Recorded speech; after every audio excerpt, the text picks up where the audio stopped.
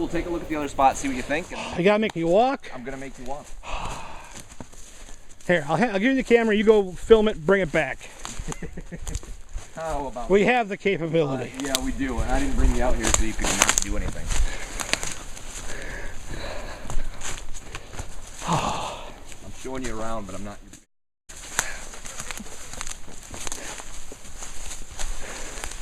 You're gonna be all Mr. I don't need a tent, and I don't need blankets. Oh, I don't need food and water.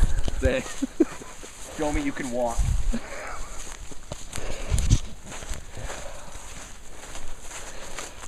More deer came through here. I'll throw up there. That's probably actually some turkeys. They'll rut through this. There's another big old frog. You won't be starving for frogs, Jeff. So here you can see it's pretty damp here compared to around it, and right up in there, that's where it sometimes drains out. Comes down through here, feeds into this little swamp, which feeds the stream over here. The swamp in turn is fed by another stream, which is fed by another swamp, and so on and so forth, because Michigan, and technically it's one big swamp.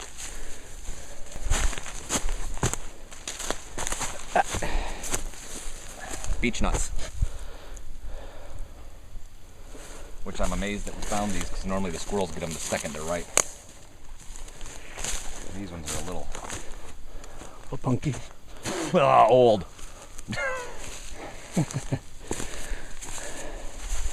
Scratch those off the menu for the night.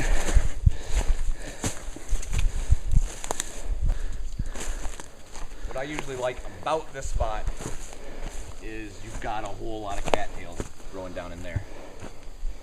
You can see this. I've sheltered here before.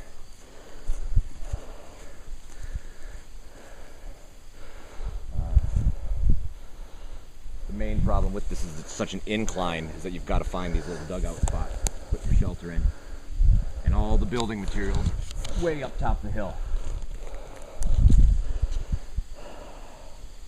Down there is nice and flat. Not as many good spots to build unless you want to be right near the water. Last time I was out, you can't see it from here, just the other side of this swamp, that's where I camped out and made my shelter. When I heard the bear, it must have been right here. It was damn close. I bet my shelter's still up over there. I built it sturdy. I usually build them to last. That one fell apart because I let the kids take it apart.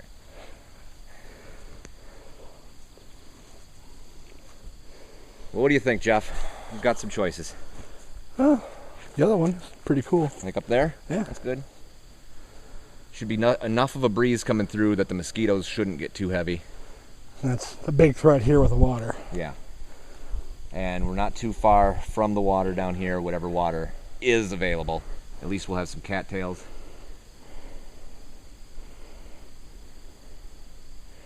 The nearest confirmed freshwater supply is about a quarter of a mile from us. Not a huge walk, but it is downhill into the cedar swamp. All right. Well then, that's the spot you like. That's the spot we'll use. Yeah, it's nice. All right. And it's away from mosquitoes. Good. Glad you like it. They're not 5-star accommodations. Right, well, I'll have the realtor around, and we'll go over the paperwork. And what we did there was nice. We had a big hemlock growing, and little hemlocks growing around it. Just bent one over, tied it to the big one, then laid stuff over top, and it was nice. Took a bunch of hemlock boughs, peeled it off. All right. I'm starting already. What did you get? Did you touch something? Apparently. Jesus, Jeff.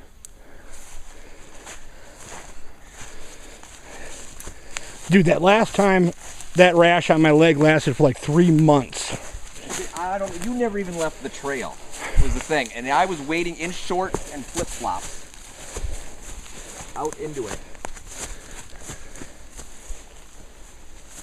And that's the bad problem with me trying to be a guide here, is that I've never really bothered to memorize what some of these poison itchy plants look like, because they don't bother me. Got a couple nice good spots. Put some shelters. The fire pit's ready.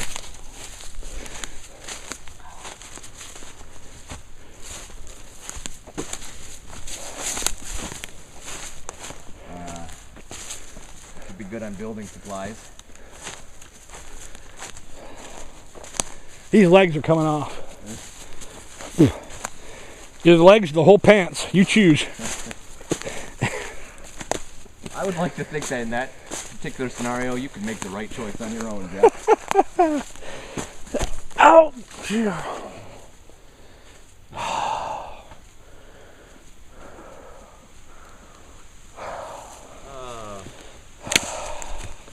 you go.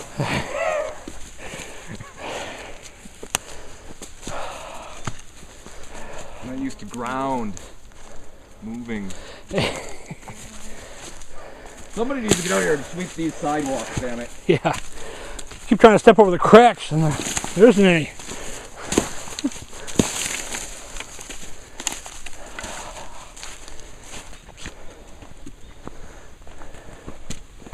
What's he saying, Dr. Doolittle? See that? See that piece of tree wedged between those other two pieces of tree? Obviously Bigfoot. Oh, like this one right here. There's no way. I don't see any other tree. I'll make it. Oh, and that, obviously, clearly, Bigfoot has chainsaws. Oh. Seriously. Why did I bring this? I always do that. Bring way more stuff than I need. Don't use 90% of it.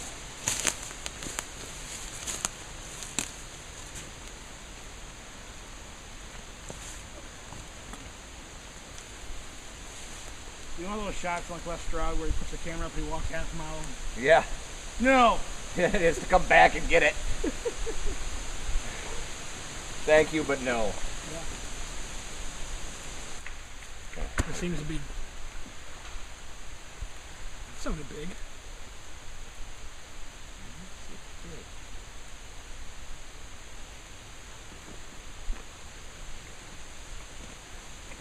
Yeah, grab my water. Thank you, sir. Not enough wind to have blown anything. No.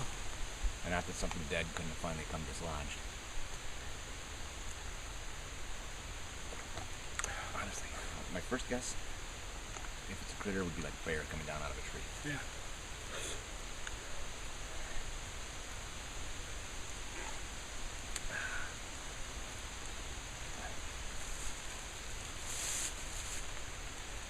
This is real water, right? It's not like reprocessed urine or anything? Not as far as you know.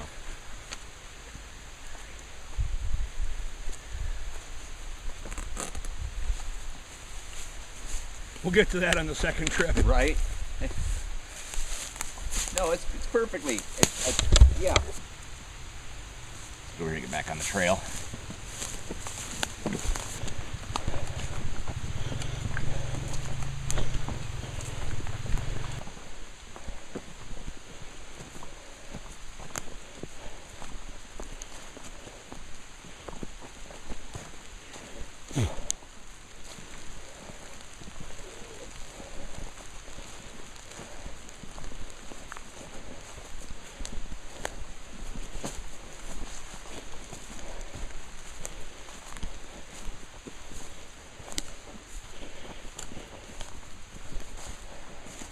I think we've got so many. We've got the spruces. We've got the hemlocks and stuff. The white pines are scattered about, and half the time you walk right past them because they're in amongst the spruces or they're in amongst the hemlocks, and it's just green on green. Mm-hmm. But we do have some, and the pine tea is great. I love it. I make it all the time. I make it at home, like when the wife or kids are sick or something. Put a little honey in there and some lemon, and you're getting vitamin C like crazy. To say the white pine needles have about 10 times the vitamin C as lemon of comparable size. You know, I mean, one little pine needle is going to have 10 times the vitamin C as one whole So like lemon. 8,000 pine needles equals one lemon. Yeah. Okay. Fun fact.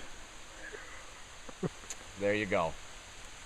So we'll track some down, and if at all possible, we'll see if we can get some dandelion root or something like that. If we can get enough of it, we should be able to roast it out find some rocks, grind it, make some coffee. Straining, it's going to be tricky. I didn't bring any extra socks. I wore some extra underpants. Oh, we're good then. So, when we get the shelter built, which really we should have done 2 hours ago, I'm going to go through the survival gear that I brought with me. I brought extra because I've got somebody with me who I knew wasn't going to bring anything. So I had to carry a lot extra stuff. Sleeping bag. Guess who didn't bring one of those? Camera guy. I got some paracord. Always bring well more than you think you're going to need. It has a million uses.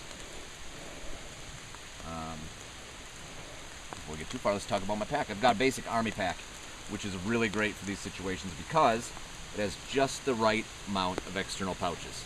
Too many external pouches, you're going to start getting confused as to where you put stuff and you can't get to it in a hurry. And you run the risk of overbalancing on one side or the other when you pack it. It's got just the right internal space and it's rugged as heck. So I brought with me some bug spray because I know somebody who has sensitive skin. Zika. We brought a flashlight. I don't normally bring a flashlight, but we're filming and you never can tell when we'll need it. First aid kit. Always bring a first aid kit. You can use that for things not even first aid related. Rash cream. More paracord. There's no rash cream, Jeff. Again, Army surplus is going to be your best friend when you're looking for things for your survival trips or just basic bushcraft. Folding shovel. That's all that was in that one. Good sturdy pair of gloves. Paper bag. Just a paper bag. Sparker.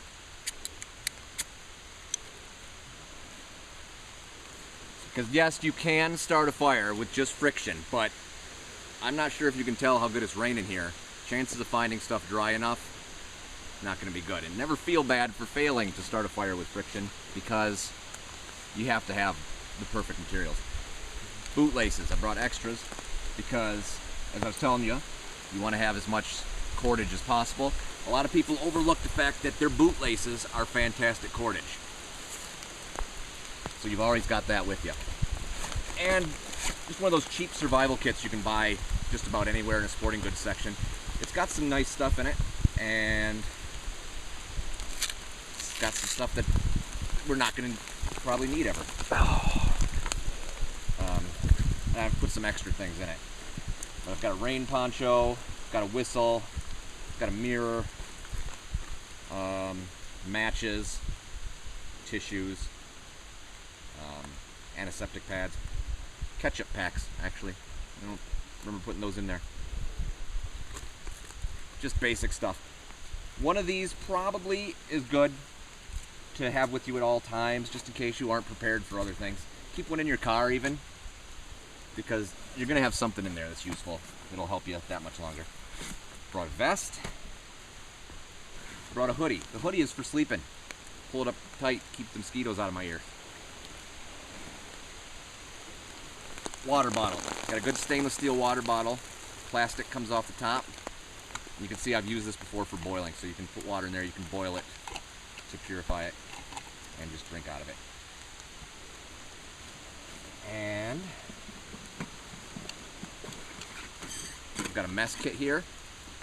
So if we find anything that we want to cook and eat, roots, anything like that, we can do that. The bag is also very handy. It's a good gather bag, and it's a nice mesh, so if you need to strain anything, it works for that. Always find stuff that has more than one use. That's about it. That's all that's in here. I brought toilet paper. You know what that looks like. I don't need to show you. And you probably know what it's for. I don't need to tell you. Starting a fire? Yes, exactly. Starting a fire. So that's what we brought with us, and from that, we're going to build a shelter. I brought a hatchet. I've also brought, I always recommend bring 2 knives, different styles. I brought this one here, a shorter, fat, wide blade, good and sturdy. And this one, It's a nice heavy, it's good for hacking, digging, and you can see it's got these holes here, and you can use these, you can lash that on to the end of a stick or something if you need a spear for any reason. Always bring at least one of your knives that is built to be strapped onto a stick like that. You never can tell when you need to stab something from a distance. So bring your strap-ons to the woods. Yeah, that's exactly what I was getting at. Thanks, Jeff. I didn't know it was going to be one of those trips. So now that we've got all that sorted out, I've got everything unpacked, and it's getting wet, I'm going to start building a shelter. I've scoped out a couple good spots. I think I've found where I'm going to build mine. My goal is to build a basic lean-to with a sleep platform to keep me up off the ground. Always keep something between you and the ground, even if it's just like some tree branches, some boughs, something like that, just so that at night the ground doesn't suck all the heat out of your body, because it'll get cold. Even if it's not that cold, you'll get cold. So there we go. Now I've just got to find some materials to build my shelter, and I don't know what Jeff's going to do. I'm going to watch. Jeff's going to watch. I don't know what he's going to do for shelter because I'm not sharing. Okay. So, here in a minute, Jeff's got a really cool story, but while we're still talking speculatively, okay, so we're in the woods, and I've grown up in this woods. I've been here my whole life, and I'm out here every day when I was a kid, pretty much. I camp here, I hike here, I hunt here, and Jeff and I were talking earlier about when I go bow hunting, especially, how just sitting there you experience animals in a different way, even if you're not hunting them. But just, and for me, part of that is just getting to see the animals. It's not about killing animals. I'm not a psychopath. But I've been out there and I hear noises that I can't explain. I know the animals. I've been around them my whole life, and noises that I can't identify. I'm not saying it's not something I do know, because a wounded animal will make a different noise than it normally would, and you don't often hear animals being ripped apart or anything like that. So yeah, known animals will make different noises, but I've heard creepy things that make me want to get up and leave, which is an unusual sensation for me, because I'm like I said, I'm out here all the time. I usually feel more comfortable out here in the woods than I do in my own living room. So when those things happen, you just get that something running up your spine kind of feeling, you know. You don't know, and your imagination runs wild. And so, like I said, it could be something that I am familiar with. It could be something I'm unfamiliar with. It's that feeling, I think, that people will get, and human imagination is an amazing thing, and that will cause people to just assume that it's something else. We were talking about, Jeff and I have watched a lot of the same Bigfoot videos, and you always hear the recordings of the animals, and you know, they'll say, oh, there's no way this is a dog or a bear or whatever. You know, you'll hear the recording that there's nothing that I know of could make that sound. And I was just telling him earlier today when we met up that about 15-20 minutes before he pulled into my driveway, my neighbor's dog was making this noise, and it sounded exactly like some of the noises in those Bigfoot videos, exactly where you've got people, the Bigfoot experts. I say experts like this because most of them never seen a Bigfoot, and they just really believe. They'll say, no, there's no way that was dog. I mean, the video I just watched yesterday, a video, and this is the one I was referencing, and the guy is saying, there's no way that this sound is any sort of known animal, and he specifically said there's no way it could be a dog. He drew a line in the sand. Yeah. And put his reputation behind it. I wish I had recorded my neighbor's dog, because it was the exact same sound that could not be a dog, and it was coming from a dog that I could practically see. So, and that is just where a lot of it gets ridiculous. Before we get into Jeff's cool story, I want to talk about some of the ridiculous aspects. But Bigfoot at night. Bigfoot Number at night. one. Let's talk about that. There is not a single nocturnal ape on this planet. And here's why. Apes, one of the things that makes us apes, that sets us apart from a lot of other animals, is our color vision. That was a major evolutionary adaptation for us because we became apes in general, became fruit eaters, and we had to eat fruit that was ripe. Our digestive systems are really poor compared to other primates even. And it's our color vision that sets us apart and allows us to see the world the way we do. And the trade-off for that is we've lost our night vision. We can't see squat. Yeah. Primates and apes specifically have some of the worst night vision in the mammal, probably the animal kingdom in general, really. And it's because we see color. So you've got these Bigfoot hunters out at night with their night vision banging trees with sticks, and even if the Bigfoot's out there, you're going to scare it off. It's very unlikely that you're going to find any sort of ape at night. And what I don't understand is most of the time when they're talking to people who've seen the Bigfoot, most of it's been in broad daylight. So the fact that they're going out at night with night vision to catch this thing, it's almost self-defeating. It's like then maybe in the back of their mind they have an excuse for not finding it. I don't know. That's ridiculous. And the wood knocking thing seems a little far-fetched for me because I don't know, it's too random. Wood knocks randomly in the woods all the time. I'm actually surprised with the winds and stuff we've had today. We haven't heard a lot of it. We heard 3 or 4 already today. I mean, trees knock together, branches knock together, and it is quite often the woods is filled with wood knocking. It is an extremely inconvenient way to try to communicate. I don't care how rhythmic you try to make it or what kind of coded rhythms you think it's in there. It's not efficient. And then to go out and bang on trees when, if it does require a specific rhythm, you don't know what it is. You're more likely to arouse the attentions of other Bigfoot hunters than you are a Bigfoot, even if that's how they would communicate. Next, I got to talk about this because this is one of the most ridiculous Bigfoot things I've ever heard. Bigfoot's training coyotes to hunt deer for them. I have never heard that. I heard that on a certain Bigfoot show. Are we allowed to even mention other shows? Sure, I'll bleep it if necessary. Okay. It was on that, what is it, Bigfoot? Those jackholes, yes. Yes. What's his name, the big guy? That guy. That guy, yeah. He said something along the lines, and this is what he says to everything. I've had literally dozens of reports stating blank.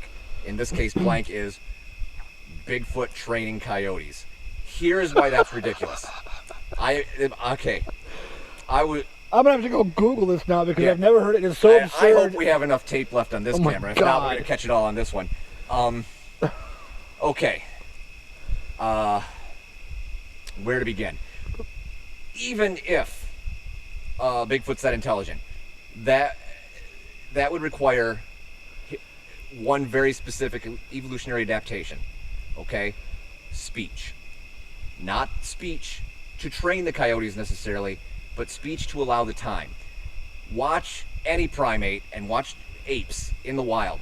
When they are not eating or sleeping, what are they doing? Grooming. Social grooming is a key factor in primate behavior. It is what keeps the group together. It is what keeps anarchy from ruling, because they actually have very structured, very rigid societies, hierarchies and whatnot. The social grooming isn't merely hygienic. It's how you reaffirm your status with each other. It's how after the end of the day or any part, whatever, it's their way of saying, it's okay. You have a place. Everything's all right. And that's how they calm themselves, because one of the side effects of primate intelligence is anxiety. And that's how you maintain that, how you maintain order. It wasn't until people developed speech and were able to start replacing that physical social grooming with verbal grooming that we were able to do a lot of the things that are human, like tool making and fire and all these things, because you need time to do this. You need to teach it to other people. So instead of having to sit down, I would have to sit down with Jeff and pick ticks off his back just to say, hey, we're still friends and all. Wish you would. Right? I know. No, thanks. You could simply walk through the group and say, hey, Dave, what's going on? Bob, good job on the hunt today. Those are nice berries. Oh, these twigs look delicious. You could, all that takes the place of hours and hours of grooming and reaffirmation of your place. And when you've got that time, you can do things. You can sit and you can chip rocks and make tools. You can make fire. You can sit down and talk about your day. You can say, hey, I found a really great spot for berries today. It's down across the ridge, down into the ravine, and where that big tree is, they're over there. Go check it out tomorrow. You don't have to waste time taking someone to it. You can also say, here is how you make a stick. You know, you sharpen it, you do it like this. Find this kind of stick, they live over here. You know, here's a good rock. Here's how you can tell this is a good rock. And we chip it along this line and it makes a sharp edge. Boom. You can start sharing your knowledge. The world inside your head can now be shared with someone else. You can have your thoughts. You can give those thoughts to someone else. They can take those thoughts. They now know your thoughts. It's almost like a form of telepathy. You could share what's in your head with someone else. Now it's in their head. And they can take that idea and expand on it. So as our ability to communicate becomes more complex, our ability to reason and our ability to think becomes more complex. You can now think more profound things because something you never would have thought of is now available to you. And then you can put a spin on it that the person who gave you that idea never had. And you can improve upon it and give it to someone else and so on and so forth until it becomes more and more complex and more people share it. And that is a key factor in everything that is human, including domesticating animals, because now we have the time. If you don't have speech, you don't have the time to domesticate an animal. All right, and first of all, how with just a simple grunt are you going to say, hey, coyote, go chase me a deer? On top of that, you need the time because now you have to share your resources with the coyote. You get that, coyote gets that deer, you got to convince it to share it with you, and you have to share it with it or it's not going to do it anymore. So you need to have availability of resources, availability to process resources, availability to share with others how you did what you did. This is freaking ridiculous. Right? I mean, even if they have some sort of rudimentary language, it would have to be more complex. I mean, chimps, bonobos, macaques, they all have very, very complex vocalizations, but they are not sufficient to share an idea. They are more in the range of pointing something out in the immediate reality that they share. It's like, look at that. What's that? Snake. That's about as sophisticated as it gets. Unless you can form sounds in a way that expresses your thoughts and feelings, you can't go about doing these things. And so to think that a Sasquatch could do that is probably about the stupidest thing I've ever heard.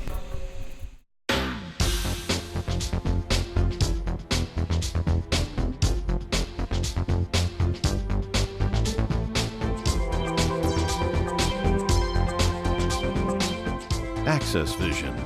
Your voice, your community.